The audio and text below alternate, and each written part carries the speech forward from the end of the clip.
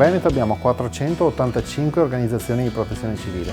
Si vanno dalle più grandi numericamente parlando, più strutturate come è l'Associazione Nazionale Alpini, l'ANA appunto, fino ai gruppi comunali che sono composti da poche persone.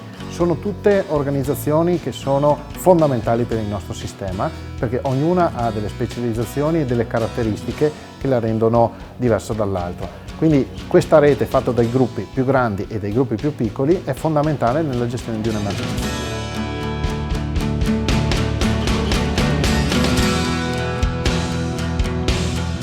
La logistica, a prescindere dalla logistica di noi alpini, la logistica è dei paesi in montagna, quindi la difficoltà che oggi la cittadinanza di vivere in montagna, di poter beneficiare dei servizi pubblici, trasporti o sanità, e quindi le grandi distanze condizionano un po'. C'è sempre la volontà di persistere e di rimanere, perché la passione della montagna è unica e quindi difficilmente si riesce a demordere, di non portare avanti questa attività.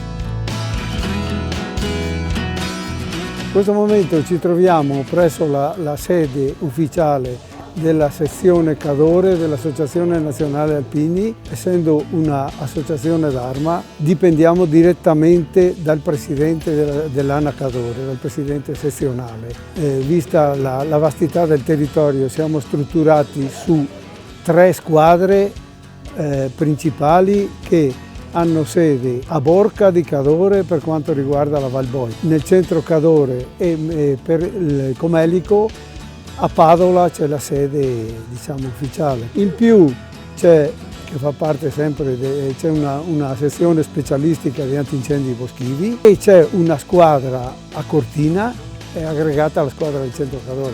Abbiamo 3 capisquadra, più squadre specialistiche sono dirette dal caposquadra.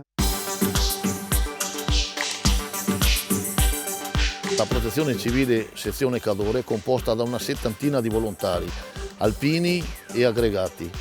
Gli alpini sono praticamente i volontari che hanno fatto la naia negli alpini e gli aggregati sono i civili che non hanno fatto la naia negli alpini, che però prestano la loro disponibilità per fare il servizio di protezione civile con la sezione ANA. Ci sono anche donne, ci sono anche alcuni giovani sui 20 anni e questa è una cosa che ci fa estremamente piacere. Abbiamo praticamente 2 Land Rover, un Discovery e un Defender.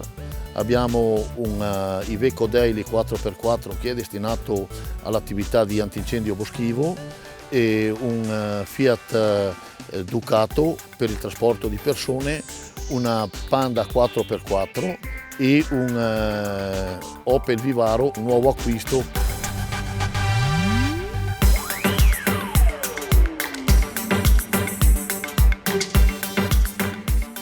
L'emergenza è una dislocazione dei nostri volontari sulle 3 vallate per avere l'immediato intervento qualora ci fosse bisogno. Come primo intervento sono i volontari che vivono e che operano nelle varie vallate, che sono Comelico, Sappada, poi c'è il centro Cadore e la Val Boita con Cortina. Durante la vaia io faccio parte della squadra del Comelico, abbiamo operato in Comelico e abbiamo organizzato la logistica, assicurato la logistica per le colonne mobili e i volontari che venivano da fuori.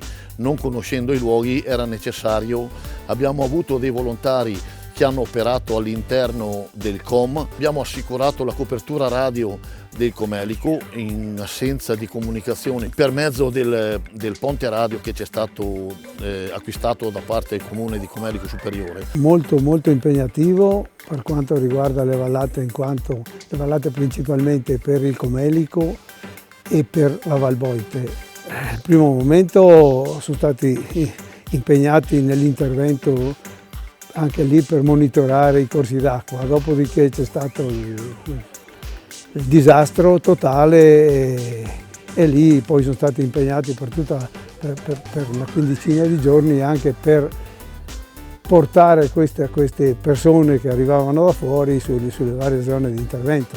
E credo che questo spirito sia condiviso anche da tutti gli aggregati che vengono, che apprezzano e fanno parte, sentono lo spirito alpino e vogliono essere disponibili per chi ha bisogno in qualsiasi situazione.